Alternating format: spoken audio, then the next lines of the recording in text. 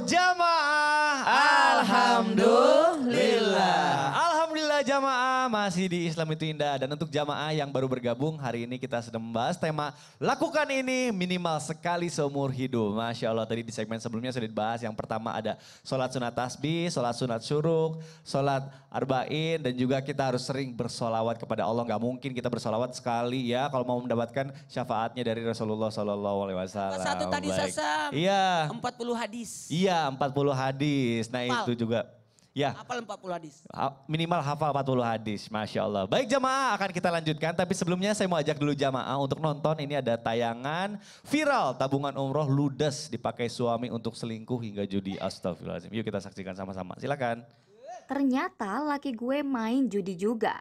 Curhat seorang wanita melas, selain tabungannya dipakai untuk selingkuh, ternyata sang suami juga menggunakan uang tersebut untuk berjudi. Mirisnya, uang tabungan tersebut tadinya hendak digunakan untuk ibadah umroh. Namun dengan tak bertanggung jawabnya, sang suami menggunakan uang tersebut untuk berbuat maksiat. Aduh, nah ini nih ya, astagfirullahaladzim. Tidak amanah, mestinya kita Iya. jadi orang yang amanah. Itu dia. Ustaz Syam, Iya. kita kan namanya manusia ya pasti pernah melakukan dosa gitu ya maksiat, Betul. nauzubillah. Nah katanya nih selanjutnya nih yang minimal sekali seumur hidup kita lakukan adalah sholat sunat taubat. Tapi masih banyak nih yang nunda-nunda, ntar aja lah, nanti aja lah, belum banyak kayaknya dosanya.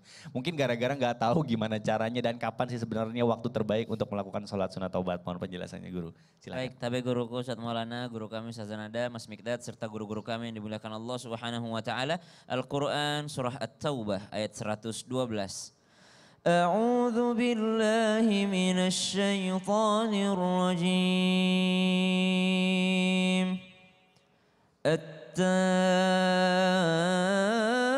At-taibun al-'abidun al-hamidun as-saihun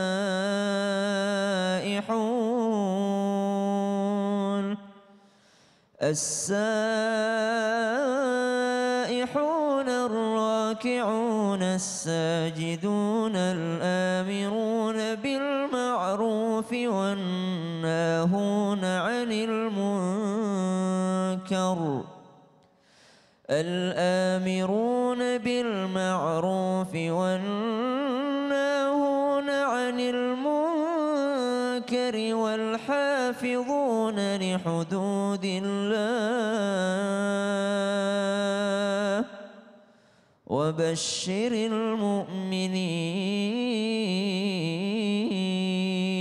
المؤمنين. Setiap manusia, mereka manusia biasa yang mesti ada lupa, ada salah dan pernah melakukan kesalahan kepada Allah Subhanahu wa taala ataupun kepada sesama manusia. Kesalahan kita kepada Allah Subhanahu wa taala maka tercatat sebagai dosa dan dosa ini bisa dihapuskan dengan amal-amal soleh. Akan tetapi kita diperintahkan juga untuk kembali kepada Allah Subhanahu wa taala yang kita kenal dengan istilah bertaubat. Kalau istilah sekarang mungkin disebut dengan hijrah. Hijrah itu berpindah dari keburukan menuju kebaikan. Tapi kalau taubat ini adalah kembali kepada jalannya Allah Subhanahu wa taala. Orang yang sudah lama sekali jauh dari Allah Subhanahu wa taala, dia kembali ke jalannya Allah Subhanahu wa taala, kepada suluknya para ulama, jalurnya para ulama, para salafus saleh sehingga berada di jalan yang benar. Maka salah satu amalannya adalah dengan salat. Kenapa? Baginda Nabi SAW sendiri yang mengingatkan ketika kita melakukan kesalahan, lalu kita mengambil air wudhu, kita mensucikan diri kita bertaharah, mengambil air wudhu, lalu segera melaksanakan salat sunnah 2 rakaat. Salat sunnah seperti biasanya, lalu kita memohon ampun kepada Allah Subhanahu wa taala, maka Allah Subhanahu wa taala akan mengampuni dosa orang tersebut. Maka dikatakan bagaimana caranya, tata cara daripada salat sunnah taubat ini, kapan bagusnya dilaksanakan? Maka tentu saja salat sunnah ini bagusnya memang di malam hari. yakni pada saat tahajud. Tahajud itu adalah segala sholat sunnah yang dilakukan setelah kita tidur. Fatahajjada bihi nafilatan lak. Semua sholat sunnah yang dilaksanakan setelah kita bangun tidur namanya tahajud. Salah satu di antaranya adalah sholat taubat. Kalau guru kita Ustadz Maulana pernah mengajarkan dimulai dengan sholat wudhu, kemudian sholat taubat, sholat hajat, sholat istikharah, sholat witir. Maka ini adalah susunannya. Kemudian dikatakan bahwasanya kalau sholat taubat di siang hari boleh-boleh saja. Karena namanya sholat sunnah selama tidak ada larangan waktu pengharaman. Seperti habis subuh sampai terbit matahari ataupun habis asar sampai terbenam matahari sampai maghrib. Maka ini waktu haramnya. Selain waktu haram boleh saja dilaksanakan. Apa yang dibaca di dalam sholat tersebut? Membaca suratul Fatihah. Kemudian sunnah membaca surah yang lain setelah membaca surah Al-Fatihah. Apa-apa saja yang dihafal. Ulama tidak memberikan syarat mesti baca surah ini, mesti baca ayat ini. Kenapa? Namanya juga baru taubat. Jangankan hafal ayat kursi, Al-Fatihahnya aja mungkin tidak benar. Subhanallah. Jadi tidak disyaratkan membaca surah ini, baca surah ini. Kenapa? Nanti mempersulit orang bertaubat. Hafal yang dihafal itu baca. Kalau tidak punya hafalan sama sekali minimal baca suratul Fatihah. Setelah itu baca satu ayat saja boleh. Ghairil maghdubi alaihim waladdallin. Amin. Bismillahirrahmanirrahim. Yasin. Allahu Akbar. Setelah itu tobat, ya Allah tobat saya, kenapa saya cuma hafal yasinnya doang. Padahal orang tua saya sudah meninggal, nenek saya sudah meninggal. Orang lain yang yasinin orang tua saya nggak pernah yasinin orang tua saya. Taubat sebenar-benarnya taubat. Setelah 2 rakaat bertaubat kepada Allah Subhanahu wa taala. Memperbanyak istighfar. Kemudian taubat itu apa? Memperbanyak menyesal. Taubat itu apa? Berusaha, berjanji untuk berhenti melakukan apa yang dianggap sebagai kesalahan tadi. Kemudian yang ketiga, tidak lagi bergabung dengan circle-circle yang mungkin bisa mempengaruhi untuk dia kembali ke jalan yang salah tadi. Maka sholat taubat itu sama seperti sholat sunnah yang lainnya, diisi dengan bacaan-bacaan yang sama dengan sholat yang lainnya. Setelah 2 rakaat ini dia memohon ampun kepada Allah Subhanahu wa taala. Bagusnya setelah berwudu langsung. Oh, jadi tidak baik. usah setelah berwudu masih basah wajahnya, ini bagusnya itu langsung. Ya tuh sebenarnya tuh sholat taubatnya tuh gampang, tapi yang susahnya itu biasanya konsisten. Karena tapi jangan juga berpikiran tenang aja, habis bikin dosa bikin sholat taubat lagi gitu. Boleh nggak boleh kayak gitu juga. Nggak boleh, itu namanya mempermainkan taubat. Tapi jangan dilarang, ngapain lu taubat, itu nggak boleh juga bilang. Ngapain lu taubat besok lu ulangi lagi, nggak boleh kayak gitu. Boleh juga ya. Kalau ada orang yang bilang kayak gitu, ajak dia jalan-jalan. Ya. Terus waktu makan siang jangan dikasih makan. Kalau dia minta makan, ngapain lu makan, ntar juga lapar gitu. Iya. Jadi jangan dia larangnya. Untung Mikdan enggak nanya ke saya. Kenapa? Coba saya tanya ke saya. Gimana kalau nanya sama Ustadz Maulana gimana? Kalau saya. Gimana coba? Kan ada salah sunnah taubat, berdoa saja. Kalau begitu nabrak diri aja di mobil. Pas tabrakan, kan ada rumah sakit. Iya, nauzubillah. Baik ya Allah. Aduh serem kalau sama Ustadz Maulana dijawabnya galak, kalau sama Ustadz Syam kan dijelasin pelan-pelan. Kalau Ustadz Maulana langsung skakmat. Baik jamaah, Masya Allah nih udah banyak juga nih pertanyaan yang masuk ke sosial media Islam itu Indah. Nah ya udah deh, karena udah banyak kita masuk dulu ke dalam segmen Tanya Dong Ustadz. Kami semua tanya dong Ustadz. Baik, Masya Allah. Yuk langsung aja kita bacakan, ini ada pertanyaan dari @ivan_mahendra. Assalamualaikum, tanya dong Ustadz. Ya dong, silakan. Mau bertanya ke Ustazah Nada nih, apakah benar katanya jika kita lakukan sholat duha sekali seumur hidup dan membaca ayat kursi 10 di rakaat pertama dan 10 kali surat Al-Ikhlas bisa mendapatkan keridhaan Allah yang mulia? Wah, ini kita langsung aja tanyain ke Ustazah Nada. Iya, Ustazah siap. Nada, yang ditanyakan benar gak sih? Aku juga mau tahu. Mau Iya dijawab baik, langsung, terima kasih silakan. Kak Mikdad, izin Ustadz Maulana dan Ustadz Syam. Bismillah, walhamdulillah, wassalatu wassalamu ala rasulillah. Sekarang adalah amalan juga yang insya Allah bisa kita lakukan, tapi jangan dilakukan hanya 1 kali seumur hidup. Ya, bahkan kita bisa lakukan amalan ini adalah 1 kali setiap hari. Artinya apa? Kita bisa melakukannya setiap pagi, sholat sunnah duha. Tadi ada sebuah pertanyaan, apakah dengan membaca 15 kali ayat kursi, kemudian 15 kali Al-Ikhlas, maka itu akan menjadikan sebuah banyak kebaikan. Tentunya sholat duha, kalau kita membahas sholat duha saja, ini pernah difirmankan oleh Allah Subhanahu wa taala dalam hadis qudsi. Allah berfirman, ini tidak dalam Al-Qur'an ya. Kalau Al-Qur'an firmannya Allah tentu ada di dalam mushaf, tapi kalau memang firmannya Allah yang menjadi ucapannya Allah namun tidak ada dalam Al-Qur'an, disampaikan oleh baginda Rasulullah SAW, ini termasuk adalah hadis qudsi. pernah disabdakan, pernah difirmankan oleh Allah Subhanahu wa taala dalam hadis qudsi, "Ya bena Adam, wahai anak Adam, irka'li arba'a raka'atin min awwalin nahar." Tunaikan untukku, laksanakanlah untukku 4 rakaat di awal siang, wa akfika akhirahu. Aku akan cukupkan semua kebutuhan-kebutuhanmu. Jadi kerjakan 4 rakaat di awal siang, maka Allah akan berikan kecukupan buat kehidupan kita sampai nanti pada malam harinya. Dan juga besok seperti itu lagi. Jadi makna ini adalah kita bisa mengambil kesimpulan bahwa kalau saja setiap hari ya kita melakukan ini, maka insya Allah Allah akan berikan kecukupan rizki. Kecukupan berbagai macam apa yang memang sedang kita butuhkan. Bahkan tidak tanggung-tanggung, ini menjadi jaminannya Allah Subhanahu wa taala. Salat sunnah duha, minimal 2 rakaat boleh, nggak apa-apa. 4 rakaat bagus, 6 rakaat juga bagus. 8 rakaat, 10 dan sampai 12 rakaat, insya Allah Allah akan siapkan rumah untuk kita di syurga.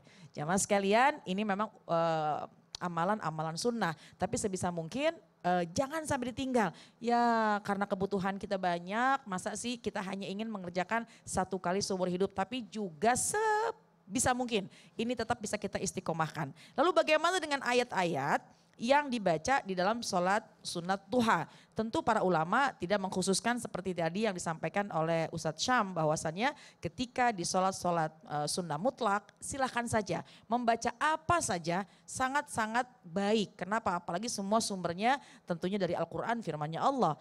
Nah mungkin ketika ada pemahaman terkait dengan ayat kursi dibaca, itu adalah sebuah ayat yang memang dianjurkan oleh para ulama untuk kita mulazamahkan, untuk kita mudawamah, untuk kita rutinkan baca. Kenapa? Untuk menjadi benteng kita, untuk menjadi perlindungan kita dari berbagai macam bala. Jadi insya Allah di pagi hari di sholat sunnah duha kita membacanya minimal 1 kali, insya Allah itu sudah menjadi benteng buat kita. Kemudian bagaimana dengan surat Al-Ikhlas? Pernah juga disabdakan bahwasannya surat Al-Ikhlas, apabila seseorang membaca Al-Ikhlas, Qul huwallahu ahad sampai akhir 3 kali, maka seolah-olah dia sudah menghatamkan Al-Quran. Oleh karena itu jamaah sekalian, ini bisa kita gunakan ya, tapi akan tetapi tidak menjadi syarat mutlak sholat duha harus dengan baca ayat kursi dan juga surat Al-Ikhlas.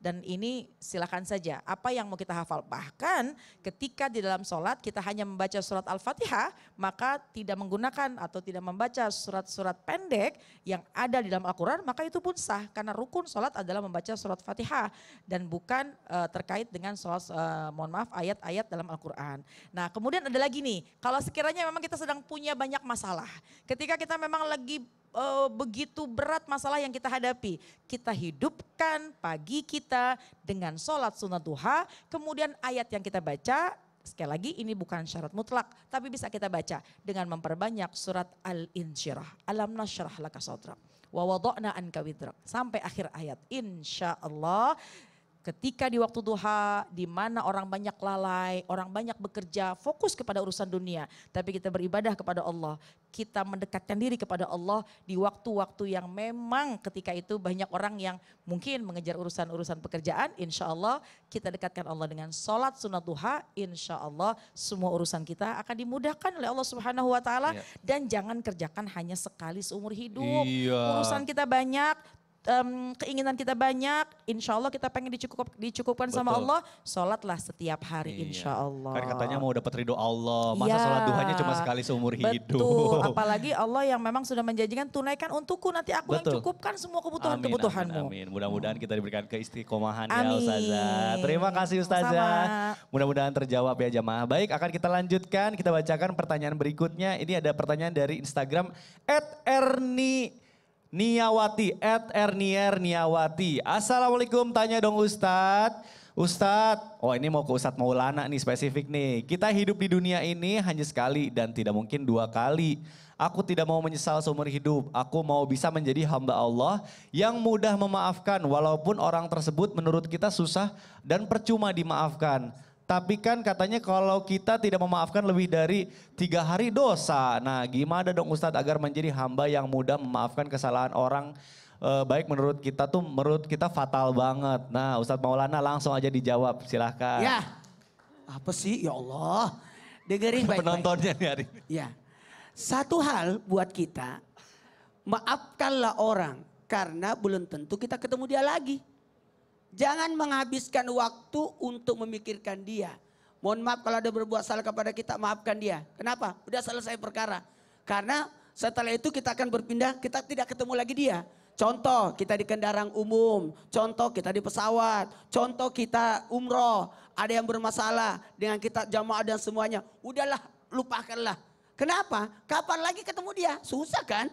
Nah, kalau begitu yang pertama agar supaya kita mudah memaafkan, lakukan 7 hal. 1, yang pertama yakni kenali Allah.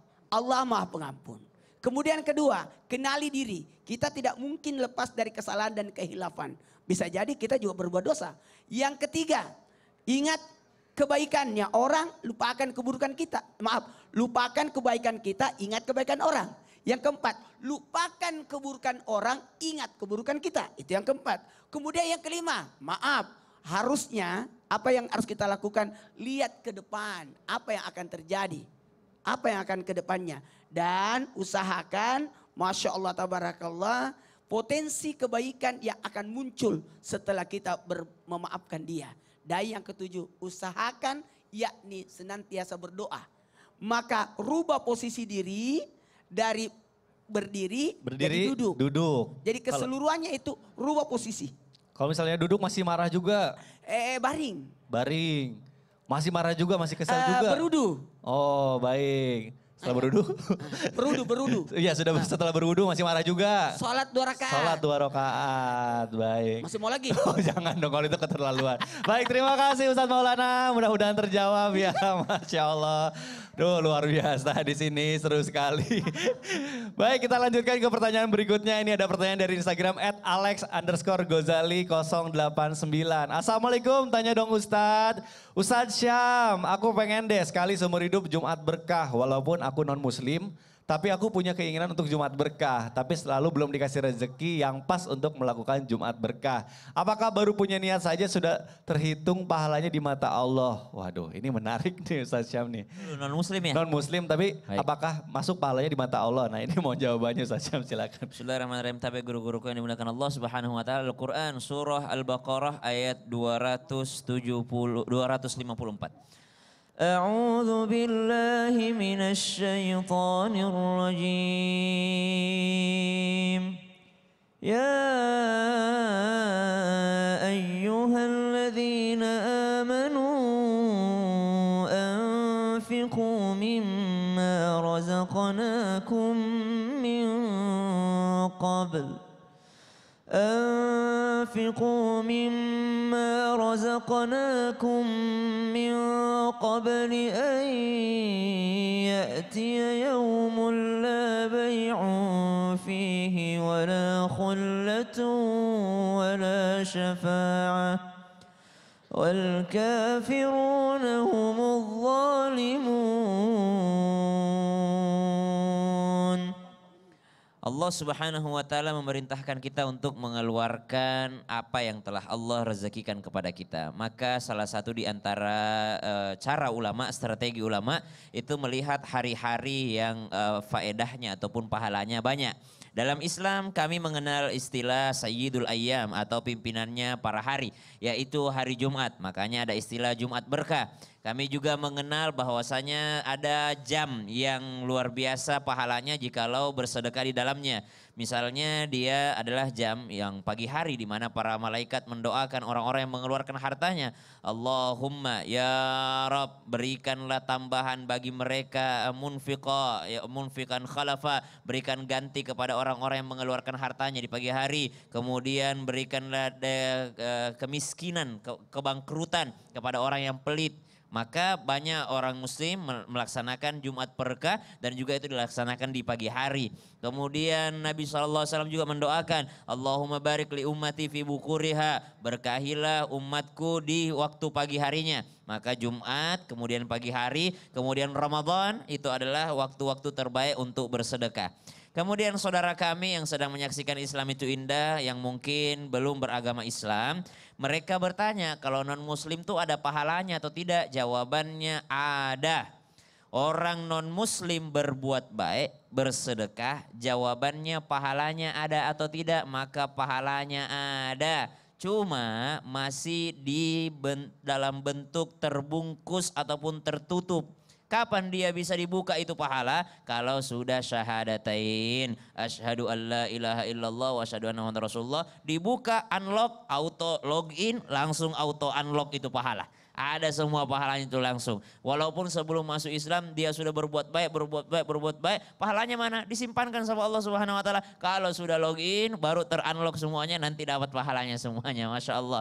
Maka kebaikan itu juga sebenarnya meskipun ada kebaikan yang dilakukan di waktu yang terbatas ya. Kebaikan, kecerdasan dia beramal di waktu yang terbatas. Tapi jangan sampai kita terpaku dengan waktu-waktu fadilah ini. Kenapa? Zakat saja, zakat mal ya, bukan zakat fitrah. Kalau zakat fitrah harus Ramadan. Kalau zakat mal semuanya di Ramadan, kasihan orang yang membutuhkan di bulan Muharram. Bulan Rabiul Awal mereka langsung kelaparan. Kenapa? Semuanya udah keluar di bulan Ramadan. Subhanallah. Kemudian dikatakan kebaikan. Kalau semuanya mau Jumat berkah, gimana hari Seninnya? Masa orang yang tidak punya harta sudah tidak makan lagi hari Senin gara-gara semuanya dapat makanannya di hari Jumat. Maka tidak mesti kebaikan itu terpaut di hari yang Jumat saja. Seandainya Jumat itu adalah hari satu-satunya hari yang baik, maka Nabi akan lahir hari Jumat. Tapi Nabi bukan lahir hari Jumat.